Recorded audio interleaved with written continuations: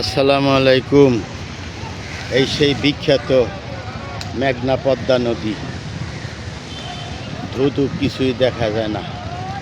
এই যে নদী বাঁধ দিতে আছে, পাথর ফেলাইতে আছে। বর্ষার মৌসুমে যেন স্রোতে নদী না ভাঙতে পারে।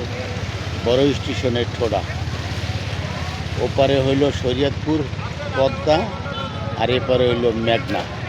এই দুই নদী একসাথে এখান দিয়েই এই বিখ্যাত মেঘনা পদ্মা। খুব সুন্দর।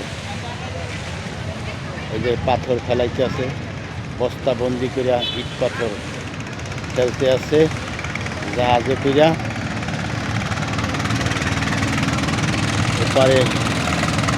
ওপার ধুধু কিছুই দেখা যায় না।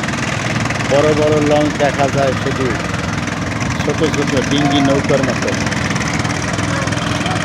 ওপারে হইল পুরান বাজার। কথিত আছে কোনো এক সময় এই পুরান বাজার থাকবে না, পানির নিচে বিলীন হয়ে যাবে। কিন্তু পুরান বাজার আস্তে আস্তে নিচে ডাবতে আছে। আগে আরও অনেক উঁচা ছিল, অনেক উঁচা ছিল। এটা হলো ডাকাতিয়া নদীর মুখ, আর ওপার হইল মেঘনা পদ্মা।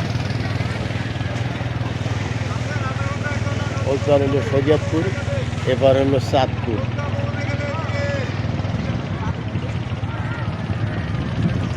কত হাজার হাজার মানুষ এখানে জীবন জীবিকার জন্য এই নদী পারাপার হয় রিস্ক নিয়া।